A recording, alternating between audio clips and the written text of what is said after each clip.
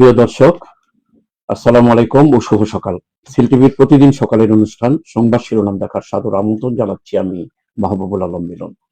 সাথে আজকে আমন্ত্রিত অতিথি ইঞ্জিনিয়ার শোয়েব আহমদ মতিন। শোয়েব আহমদ মতিন ভাই, আপনাকে স্বাগত জানাচ্ছি। আপনাকেও স্বাগত জানাচ্ছি। শোয়েব আহমদ মতিন সিলেট জালালাবাদ গ্যাসের সাবেক এমডি, বর্তমান আমাদের কি হাসপাতাল এটা, ন্যাশনাল হার্ট ফাউন্ডেশনের সেক্রেটারি, জালালাবাদ হসপিটালের চেয়ারম্যান, অনেক পদে উনি আছেন। মতিন ভাই, আপনার কাছে সুন্দর বিশ্লেষণ শুনবো আজকে। প্রিয় দর্শক, অনুষ্ঠানটি পরিকল্পনা আছে শেখ নুরুল ইসলাম আর মালঞ্চ বুক সেন্টার রাজা ম্যানশনের দ্বিতীয় তলায় সৌজন্যে আজকে অনুষ্ঠানটি সম্প্রচারিত হচ্ছে। মালঞ্চ বুক সেন্টারের সত্যতাকারী অধ্যাপক লতিফ ভাইকে কৃতজ্ঞতা জানিয়ে আজকের অনুষ্ঠান শুরু করছি। তার সাথে সাথে মালঞ্চ বুক সেন্টারের কিছু বৈশিষ্ট্য তুলে ধরবো। মালঞ্চ বুক সেন্টার মানে সিলেট মেডিকেল কলেজের বই, ইঞ্জিনিয়ারিং বই ছাড়াও দুষ্প্রাপ্য কিছু বই থাকে এবং অনেক অনুবাদ বই যেগুলো পাওয়া যায় না বাজারে, এই ধরনের বই কালেকশন করে মালঞ্চ বুক সেন্টার। এই বৈশিষ্ট্যগুলো তুলে ধরেই আজকে পত্রিকা হাতে নিচ্ছি। আজকে যথারীতি তিনটি পত্রিকা এসছে। একটি জাতীয় পত্রিকা আমাদের সময়, সিলেটের স্থানীয় দৈনিক জালালাবাদ এবং মিরর।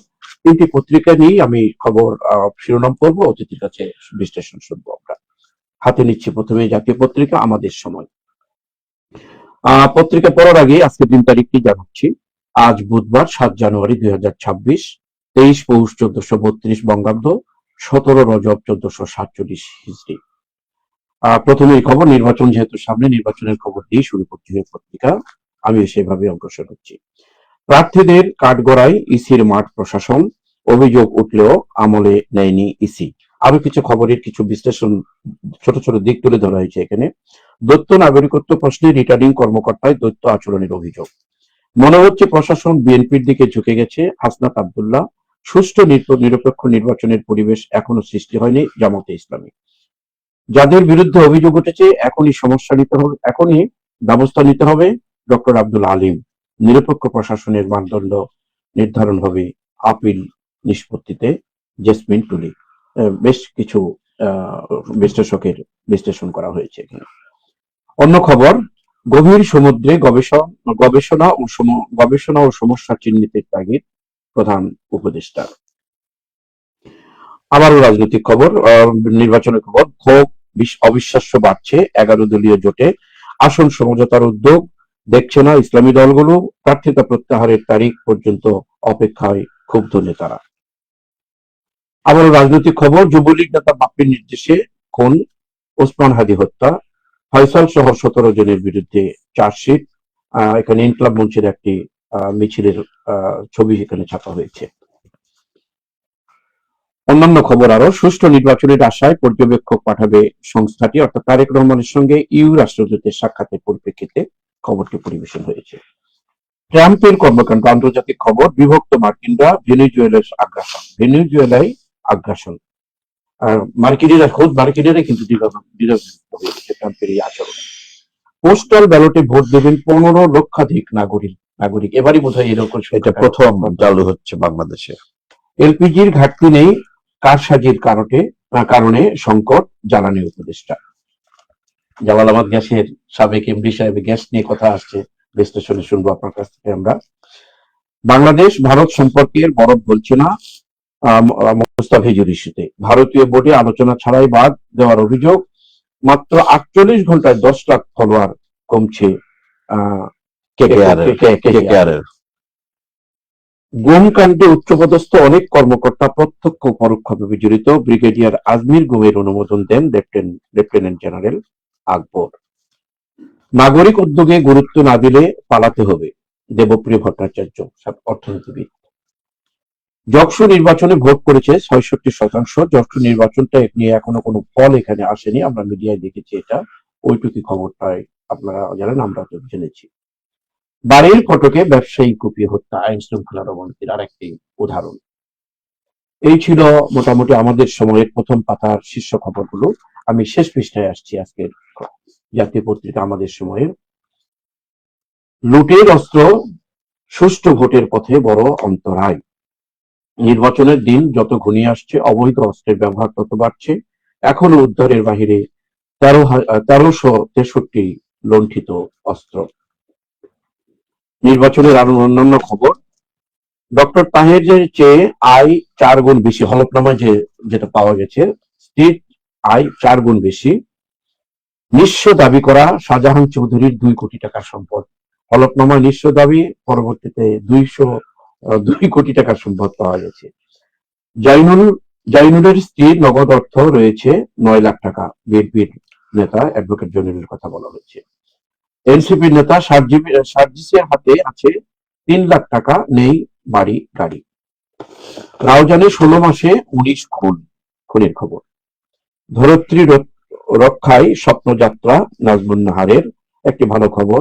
নাজমুন নাহার ধরিত্রী রক্ষায় যে স্বপ্নযাত্রা করেছে সফল হোক। আরো একটি আমাদের দুঃখজনক খবর, মাহাথির মোহাম্মদ মালয়েশিয়ার সাবেক নেতা হাসপাতালে ভর্তি। শীতের দাপট থাকবে আরো 3 দিন। মৌসুমীর সর্বনিম্ন তাপমাত্রা 60°C। রাজশাহীতে উত্তর ও উত্তর পশ্চিমে 10°C রয়েছে শৈত্যপ্রবাহ। শীতের খবর, এই শীতের খবরের মধ্যে আমাদের খবর শুনলে চলবে না, আমাদের এগিয়ে আসতে হবে। এই কথাটুকু আপনার কাছ থেকে আমরা জানবো, যেহেতু আপনি রোটারি ক্লাব অফ জালাল আহমেদের সাবেক প্রেসিডেন্ট, এই হিসাবে রোটারি কি করতে পারে শীতার্ত মানুষের জন্য। আরো কিছু খবর, জরুরি অবতরণে অনীহায় বিমানে অসুস্থ যাত্রীর মৃত্যু। অত্যন্ত অনাকাঙ্ক্ষিত ঘটনা, পাইলটের বিরুদ্ধে গাফিলতির অভিযোগ, তদন্ত কমিটি গঠন, তদন্ত যেন এখানে থেমে না যায়। জুলাইকে অবজ্ঞা করে বক্তব্য দেওয়া ধৃষ্টতা, শুনানিকালে চিফ প্রসিকিউটর। খালিদ মাহমুদের উত্তরার প্লাট সহ 23 একর জমি জব্দ, দেশ থেকে নিষেধাজ্ঞা সাবেক 13 সচিবের। চতুর্থ দিনেও জমেনি ঢাকা বাণিজ্য জমি, শীতের কারণে সম্ভবত এটা হচ্ছে না। আসছি আপনার কাছে, অতিথির কাছে আসছি, অতিথির সুন্দর বিশ্লেষণের জন্য। যেহেতু নির্বাচন সামনে, প্রার্থীদের কাঠগড়া ইসির মাঠ প্রশাসন, এটা নিয়ে একটু কথা বলি, তারপর অন্যান্য খবরে আসবেন। ধন্যবাদ। আমাদের নির্বাচন সামনে, সবাই নির্বাচনের জন্য অধীর আগ্রহে অপেক্ষা করছে এবং এর মধ্যে যারা প্রার্থী ছিল তারা তাদের মনোনয়নপত্র জমা দিয়েছেন। আর দীর্ঘদিন পরে যারা অনেক দিন ধরে নির্বাচনে অংশগ্রহণ করার সুযোগ পায়নি, বর্তমানে যারা বিরোধী দলে আছেন তারা পাননি, সুতরাং সেই হিসেবে তারা আবেদনপত্রগুলো জমা দিয়েছেন। তবে মাঠ পর্যায় থেকে যে অভিযোগগুলো আসছে, সে বিষয়গুলো নিষ্পত্তি করা প্রয়োজন এবং আমাদেরকেও এই বিষয়গুলো একটু সতর্ক থাকা উচিত যে আসলে সঠিকভাবে আমরা আমাদের আবেদনপত্রটা নির্বাচনের সেটা আমরা জমা দিতে পারছি কিনা। যেমন আপনার এখানে দ্বৈত নাগরিকত্বের প্রশ্নে রিটার্নিং কর্মকর্তার দ্বৈত আচরণের অভিযোগ, মানে বোঝা যাচ্ছে যে দ্বৈত নাগরিকত্বের বিষয়টাকে কিভাবে হ্যান্ডেল করা হবে সেটা বিষয়ে হয়তো 2 জন রিটার্নিং অফিসার 2 ভাবে বিষয়গুলোকে ব্যাখ্যা করছেন। আমরা পত্রপত্রিকায় দেখেছি আরো যে সম্ভবত এটা নর্থ বেঙ্গলে দেখি একজন দ্বৈত নাগরিককে দেওয়া হয়েছে, আবার সুনামগঞ্জে দেওয়া হয়েছে, এখানে আবার দেওয়া হয়েছে। আমি এই কথাটাই আমি বলতে চাচ্ছি যে দ্বৈত নাগরিকত্বের যে বিষয় বা যে কোনো বিষয় প্রশাসনের কাছে যে মেসেজটা যাবে রুট লেভেলে, সেটা কিন্তু ইউনিফাইড, তো সবার জন্য যা হবে সেটা প্রযোজ্য। তারপরও আমি এখানে আশা ভঙ্গ হচ্ছে না একটা কারণে, কারণ তাদের আপিল করার সুযোগ আছে, তাদের আপিল করতে তারা করতে পারেন। আপিল করার পরও তারপরও সম্ভবত বিষয়টা উচ্চ আদালতে, দেশে হাইকোর্টেও বিষয়টা যেতে পারে, সেখানেও নিষ্পত্তি হতে পারে। তবে যত দ্রুত সম্ভব এই বিষয়গুলিকে নিষ্পত্তি করে এগুলো এগিয়ে যাওয়া উচিত এবং যাদের সত্যিকার অর্থে নির্বাচনে কোনো ভুল ত্রুটি থেকে থাকে সেটাকেও মেনে নেওয়ার মতো মানসিকতা যাতে আমাদের থাকা প্রয়োজন। আমরা একতরফা ভাবে যাতে কেউ যার পজিশনে যাতে রিজিড না থাকে, যারা নির্বাচনের সাথে জড়িত তারাও যাতে রিজিড না থাকে এবং প্রার্থী যারা আছেন তারাও যাতে রিজিড না থাকে, কারণ ভুল ত্রুটি হতেই পারে, সেটাকে উপেক্ষা করাটাই হচ্ছে যুক্তিযুক্ত। অন্যান্য খবরের মধ্যে যে 11 দলীয় জোট, এটা 8 দলীয় থেকে 11 দল, অবিশ্বাস বাড়ছে 11 দলীয় জোট। রাজনৈতিক খবর, যেহেতু নির্বাচন সামনে, এখানে আসন সমঝোতার উদ্যোগ দিচ্ছে না ইসলামী দলগুলো, আসন সমঝোতার উদ্যোগ আর দেখছে। এটা বলা যায় যে এই সমস্ত যে জোটগুলা হয় বা হচ্ছে সেগুলো মূলত হচ্ছে যে নির্বাচনী জোট। এদের মধ্যে আদর্শগত যে খুব একটা মিল আছে আমার ঠিক মনে হয় না। এটা একটা নির্বাচন ফ্যামিলি বেশি। এখন প্রত্যেকেই যখন আসে এই ধরনের জোট করার জন্য, শুধু এই ক্ষেত্রে জোট নয়, নির্বাচনী জোট নয়, আমাদের দেশে যে কোনো জায়গায় যে জিনিসটা হচ্ছে কি যে আমরা প্রথম সামনে যে স্ট্যান্ডটা নিয়ে আমরা এগিয়ে যাই, পরবর্তীতে সেই স্ট্যান্ডটা কিন্তু আমাদের থাকে না। আমরা সামহাও একটা পর্যায়ে গিয়ে মনে করি সম্ভবত অন্য কেউ আমাকে ডমিনেট করছে, অন্য কেউ তো আমার উপর একটা প্রভাব বিস্তার করতেছে, এই ধরনের একটা গ্রিভেন্স চলে আসে এবং সেই থেকেই এই যে বিশ্বাস অবিশ্বাসের বিষয়টা আসতেছে। আরেকটি খবর মতিন ভাই, এই যে মনে গভীর সমুদ্রে গবেষণা ও সমস্যা চিহ্নিতের তাগিদ প্রদান করতে, গভীর সমাবেশে কি গবেষণা করে কি আমরা উদ্ধার করতে পারি, এটা খুবই ভালো জিনিস, এটা একটা ভালো জিনিস। প্রথমত বুঝতে হবে যে আমাদের গভীর সমুদ্রে আমাদের কি কি আছে। গভীর সমুদ্রে আমাদের প্রথম জিনিস হচ্ছে মৎস্য সম্পদ আছে। গভীর সম্পদ দিয়ে হচ্ছে আমাদেরকে যে প্রাকৃতিক সম্পদ আছে সেই বিষয়টাকে আমাদেরকে তলিয়ে দেখা উচিত। গ্যাসের ব্যাপারটা এখন যেটাকে বলা হয় যে ব্লু ইকোনমি, সমুদ্রের এই যে বিষয়গুলো হচ্ছে সেটা হচ্ছে ব্লু ইকোনমির একটা পার্ট। এবং আমাদের দেশে এখন পর্যন্ত মানে সমুদ্রের মধ্যে এখন পর্যন্ত আমরা কোনো ধরনের কোনো গবেষণা আমরা এখন পর্যন্ত করিনি এবং সেটা করা উচিত। আমাদের পাশে যে দুটো দেশ আছে ভারত এবং মিয়ানমার, তারা কিন্তু গভীর সমুদ্রে তারা কাজ করছে। আপনি জানেন যে ইংল্যান্ডের নর্থ সিতে গবেষণা হচ্ছে, এসব জায়গাতে গবেষণা হচ্ছে এবং আমাদের ভূভাগের যে গবেষণা সেটা থেকে এখন আমাদের মনে একটু ফোকাসটাকে মনে সমুদ্রের দিকে নেওয়া উচিত। আমাদের অনেক অনেক ধন্যবাদ। এই গবেষণার মাধ্যমে আমাদের দেশ কিছু পাও, গবেষণা পাওয়া উচিত।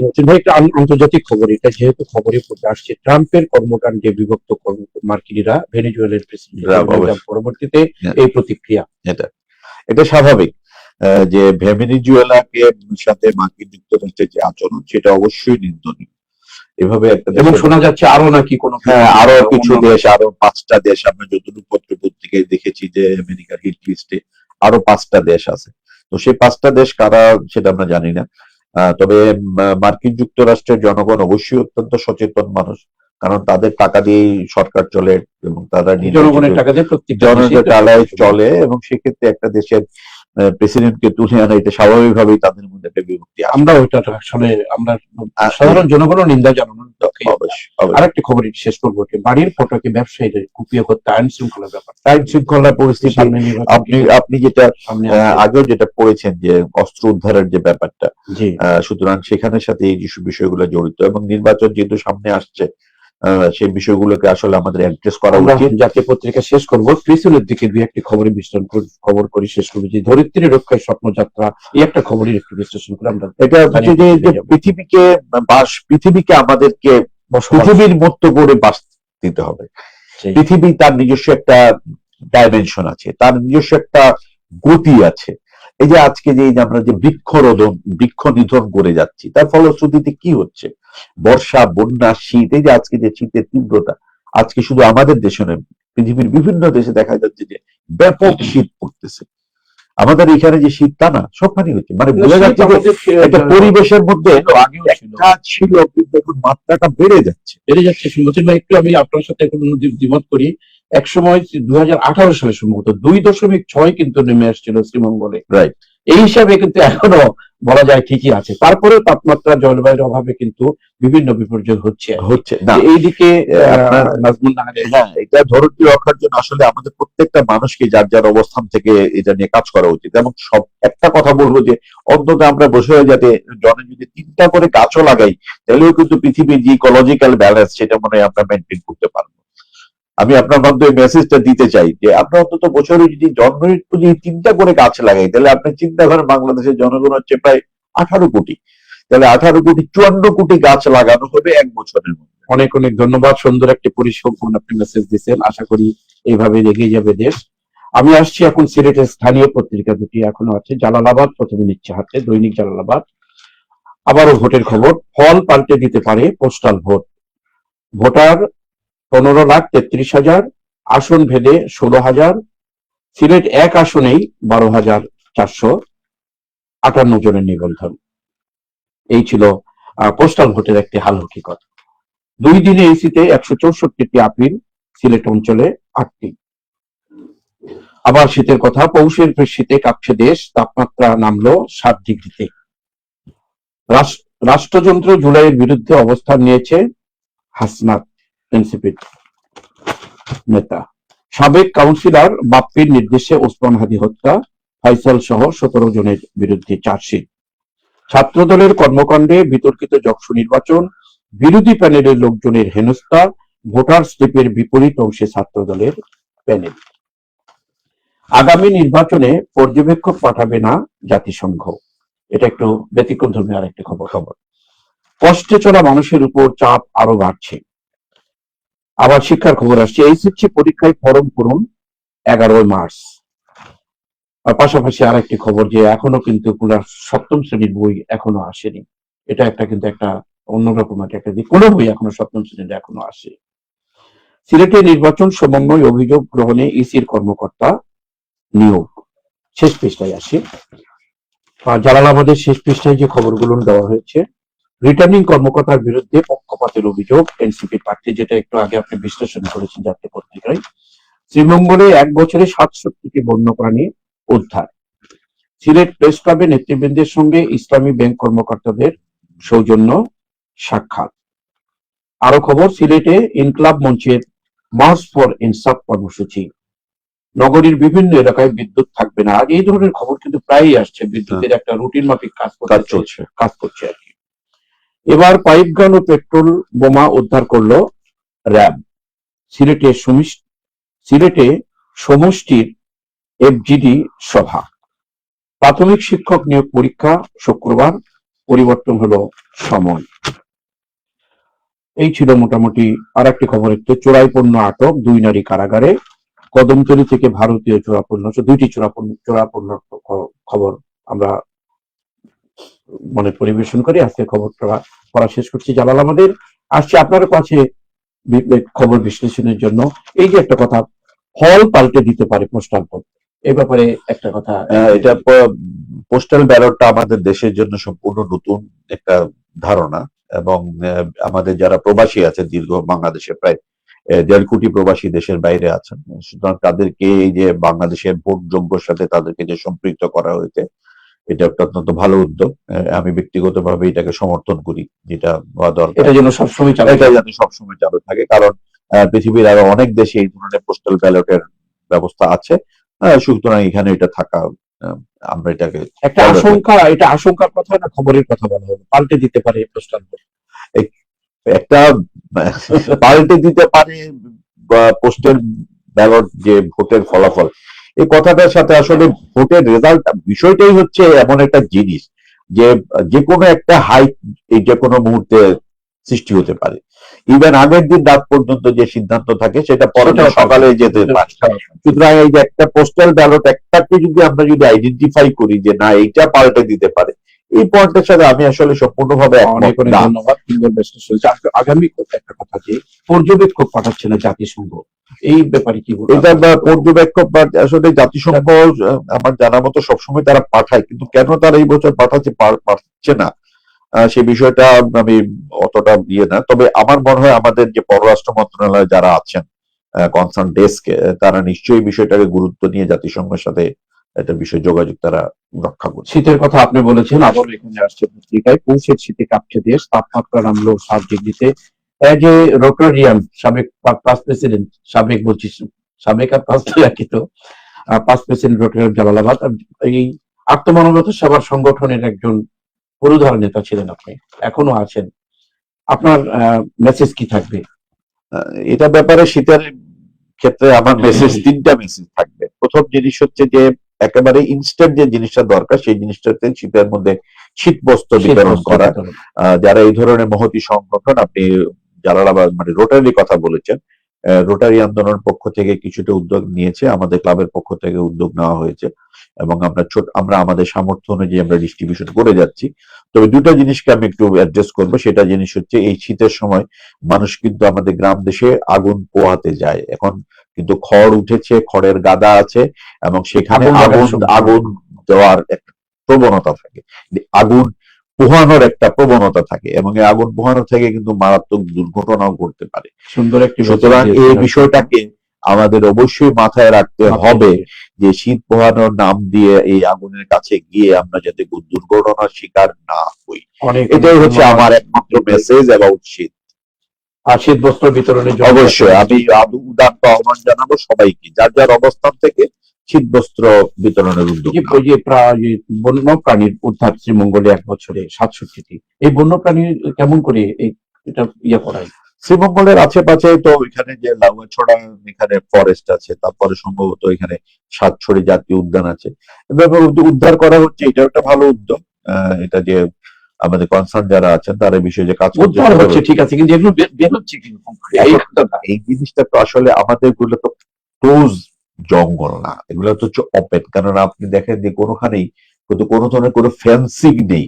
রোড সাইড যদি ফেন্সিং, আপনি যদি ওয়েস্টার্ন যদি ওয়ার্ল্ডে যান বা যদি ইভেন আপনি যদি অস্ট্রেলিয়াতে যান, তাহলে দেখবেন যে রাস্তার মাঝপথ তারা কাঁটা তারে বেড়া দিয়ে রেখেছে, কাঁটা তারে বেড়া দিয়ে রেখেছে যাতে তারা ভিতরে আসতে না পারে। কিন্তু আমাদের দেশে বনগুলো উন্মুক্ত, যার ফলে তারা মানুষের কন্ট্যাক্টে চলে আসতেছে এবং সেগুলো উদ্ধার হচ্ছে এবং যাচ্ছে। উদ্যোগটা মহৎ, আলটিমেটলি উদ্ধার হচ্ছে। অনেক অনেক ধন্যবাদ। আমরা আরেকটি পত্রিকার সময় একবারে শেষের দিকে আসছি আমরা। সিলেট মিরর একটি পত্রিকা আছে, এখানেও ওই কথাটি আসছে, ভোটে ফ্যাক্টর পোস্টাল ভোটার, রাজনৈতিক প্রতিহিংসায় খুন হওয়া ওসমান হাদি, এলজিপির দাম বেড়েছে ব্যবসায়ীদের কারসাজিতে। এই একটি খবরের বিশ্লেষণ আপনার কাছ থেকে শুনতে চাই। এই যে এটা ৫৩ টাকা বাড়লো অথচ ব্যবসায়ীরা ৩০০ টাকা বাড়িয়ে দিল, জালালাবাদ গ্যাসের সাবেক এমডি হিসাবে আপনার কি মেসেজ দিবেন? আমার মেসেজটা হচ্ছে এখানে প্রথম জিনিস হচ্ছে যে এখন যেহেতু প্রাকৃতিক গ্যাস আবাসিক পর্যায়ে এখন আর গ্যাস দেওয়া হচ্ছে না, সুতরাং মানুষের বিকল্প দুটা জ্বালানির তো আমাদেরকে ব্যবস্থা করতেই হবে। তার মধ্যে একটা ছিল এলপিজি আর একটা হচ্ছে খড়ি কাঠি যেটা আমরা বলি, লাকড়ি যেটা বলি। তো এলপিজি এটা গভর্নমেন্টের একটা নির্ধারিত দাম আছে, সুতরাং শীতের সময় সেটা কনসাম্পশন কিন্তু বেড়ে যাচ্ছে। শীতের সময় কনজাম্পশন বেড়ে যাচ্ছে, মানুষ পানি টানি গরমের সময়, এবং এটার ক্ষেত্রে একটা গোষ্ঠী এটা থেকে বেনিফিট নিচ্ছে, এবং যারা এটা নিচ্ছে এটা নিঃসন্দেহে এটা দুঃখজনক। এটা অত্যন্ত দুঃখজনক, কারণ মানুষের একটা অন্যতম প্রয়োজনীয় বস্তু হচ্ছে তার জ্বালানি। সেখানে জ্বালানি নিয়ে এই ধরনের মানুষের সাথে খেলামেলা করা, একে তো বাজার পরিস্থিতি আমাদের বেশ মানুষ হিমশিম খাচ্ছে, তার মধ্যে যদি মরার উপর একটা খাড়ার ঘাটে এলপিজি দাম বৃদ্ধি করা। সুতরাং আমি ব্যবসায়ী ভাই যারা আছে তাদেরকে আপিল করবো এই কথাটাই, যে তারা যাতে তারা নির্দিষ্ট মানে পরিবার তাদের মুনাফা করে তারা যাতে মানুষকে সরবরাহ করে। সুন্দর একটি মেসেজ আসছে। শাহজালাল ফার্টিলাইজারে ৩৯ কোটি টাকা লুট, সাবেক হিসাব প্রধানের 12 ফ্ল্যাট, জমি 91, গাড়ি, অর্থ ব্যাংক ইত্যাদি জব্দ করেছে আর কি। শাহজালাল ফার্টিলাইজারের দুর্নীতি হচ্ছে, তো শাহজালাল ফার্টিলাইজার এটা সামনে আসছে, যেমন সর্বস্তরই দুর্নীতি হচ্ছে, এবং এর কারণ হচ্ছে যে মানুষের চাওয়া এবং পাওয়ার মাঝে একটা বড় ধরনের মানে একটা তীব্র একটা সামাজিক একটা রেস সৃষ্টি হয়ে গেছে, এবং সেই রিস্কে যদি করতে হয় তাহলে একমাত্র জিনিস হচ্ছে আমাদের পথ আছে, সেটা হচ্ছে ধর্মীয় অনুশাসন মেনে চলো। ধর্মীয় অনুশাসন যদি আমরা মেনে চলতে পারি তাহলে এই ধরনের থেকে আমরা কন্ট্রোল করতে পারবো। আর একটা অত্যন্ত জনসম্পৃক্ত খবর, এটা সিলেট ম্যানচেস্টার ফ্লাইট স্থগিতের সিদ্ধান্ত পিছিয়েছে। এই সিলেট ম্যানচেস্টার স্থগিতের ব্যাপারটা সিলেটি হিসেবে বলবো যে সিলেট ম্যানচেস্টার যে ফ্লাইটটা পরিচালিত হতো এটা অত্যন্ত বিমানের একটা লম্বিকাট রুট, এবং সেটাকে স্থগিত করা হয়েছিল। আমি যতটুকু জানি যে সামনে হজ মৌসুমকে সামনে রেখে, অথবা বিমানের যে ভাড়া করা যে বিমানগুলো ছিল সেগুলো মনে হয় লিজের মেয়াদ শেষ হয়ে যাওয়ার কারণে বিমান মানে নতুন বিমান আর লিজ দিতে পারে নাই, সেই জন্য একটা শর্টেজ সৃষ্টি হয়েছে। তবে এটা চালু হয়েছে, এটা ভালো জিনিস। তবে যারা কনসার্ন অথরিটি তাদের সেই প্ল্যানিং গুলো আগের থেকে করা উচিত, যে এই যে লিজ যে শেষ হয়ে যাচ্ছে, লিজের মেয়াদটা শেষ হয়ে যাচ্ছে, সেটা তো মোটামুটি ইউনিভার্সাল কবে শেষ হবে। সুতরাং এই প্রক্রিয়াগুলো আরো আগের থেকে নেওয়া উচিত। হঠাৎ করে স্থগিত করা, তারপর সিদ্ধান্ত পিছিয়ে দেওয়া, এই জিনিসগুলো আসলে মানুষের কাছে একটা নেগেটিভ মেসেজ যায় বিমান সম্পর্কে। অনেক অনেক ধন্যবাদ। আরেকটি খবর, জেলা বিভাগীয় কমিশনার বলেছেন বিশাল জনসংখ্যা দেশের জন্য একটি বিরাট শক্তি। এদিকে বলা হচ্ছে যে সংসার ছোট করার জন্য রাষ্ট্রীয়ভাবে চিন্তা করা হচ্ছে। বিভাগীয় কমিশনার বিশাল জনসংখ্যা দেশের জন্য একটি বিরাট শক্তি, কোন কথা বলবেন? অবশ্যই আমি বিশাল জনসংখ্যা দেশের জন্য একটা বিরাট শক্তি আমি মনে করবো। তবে এখানে আমি সাপ্লিমেন্ট একটা কথা বলবো, বিশাল জনসংখ্যা বিরাট শক্তি হচ্ছে দক্ষ জনবল। এখানে দক্ষ জনবল ছাড়া আমরা যে ডেমোগ্রাফিক ডিভিডেন্ড যদি দিতে হয় আমাদেরকে, তাহলে অবশ্যই আমাদেরকে এই ম্যান পাওয়ারকে কাজের ম্যান পাওয়ারে রূপান্তরিত করতে হবে। শুধু মাথা গুনলে হবে না, আমার দরকার হচ্ছে প্রকৃত কাজের লোক, যারা কাজ করবে, কাজ করতে পারবে। তখন কিন্তু এখানে জনসংখ্যা বৃদ্ধি কোনো বৃদ্ধি কোনো ব্যাপার না। বাংলাদেশের যে পরিমাণ মানুষ বিদেশে থাকে, ইউরোপের মনে অন্তত 10টা দেশের সামষ্টিক জনসংখ্যাই 1.5 কোটি হবে না। আরেকটা মতিন ভাই, ওই যে বিভিন্ন এনজিও গুলো আর কি যে ঋণ দেয়, ঋণের টাকা না দিতে পেরে এমন একটা খবর আসছে, হৃদয় বিদারক, কিস্তি দিতে না পেরে গলায় ফাঁস রিক্সা চালকের। এই ব্যাপারে কিছু একটু মেসেজ। এটা তো হচ্ছে যে আমরা এনজিও আপনার দরকারটাকে সেটা ঋণের টাকা দিতে দিতে তাদের মাস শেষ। এবং আবার আমরা এনজিও কে বাদও দিতে পারতেছি না, আবার এনজিওর এই আচরণকেও আমরা মানতে পারতেছি না। তবে সুতরাং সেই ক্ষেত্রে হচ্ছে কি যে আমি একটা কথা বলবো যে প্রত্যেক এনজিওর এই ধরনের আর একটু মানবিক হওয়া উচিত। কারণ মানবিক যদি না হতে পারে তাহলে কিন্তু আলটিমেটলি যে রিক্সা চালক ভাই মানে ফাঁস দিয়ে আত্মহত্যা করলেন, সেটা কিন্তু তার পরিবার কিন্তু টাকাটা কিভাবে সে বহন করবে, সেটা একটা বড় জিনিস। তাদের প্রতি অন্যরকম হওয়া দরকার, কিছু কিছু ক্ষেত্রে তাদেরকে নিয়ে এসে কিন্তু অন্য ব্যবস্থা দেওয়া দরকার। এটাই অনেক ধন্যবাদ। আমরা শেষ করতে হবে, শেষ করার আগেই একটি খবর দিয়ে আমরা শেষ করব। এই যে সমুদ্র সম্পদ ঠিক মতো কাজে লাগাতে হবে, যেটা গবেষণা এটা হয়ে গেছে, এটা কথা বলেছি। প্রিয় দর্শক, আমরা সময়ের অভাবে আর এগোতে পারছি না। সুন্দর কিছু বিশ্লেষণ আজকের অতিথির কাছ থেকে আমরা শুনলাম, আগামীতে আবারও শুনবো আপনার কাছ থেকে। আমরা আজকে এই অনুষ্ঠান এখানে শেষ করতে যাচ্ছি। শেষ করার আগে আবারও বলবো, আগামীকালকে আবারও অন্য অতিথি নিয়ে আবার নতুন পত্রিকা নিয়ে আমরা সিটিভিতে এই সময় আমরা বলবো। সেই সময় পর্যন্ত আমাদের সাথে থাকার জন্য আমন্ত্রণ জানাচ্ছি। আর অনুষ্ঠানে আমাদের সহযোগিতা করলেন মালঞ্চ বুক সেন্টার, রাজা মেনশন এর স্বত্বাধিকারী জনাব লতিফ সাহেবকে আবারও কৃতজ্ঞতা জানিয়ে এবং আপনাকে আবার ধন্যবাদ জানিয়ে আজকের অনুষ্ঠান শেষ করছি। আল্লাহ হাফিজ। আল্লাহ হাফিজ।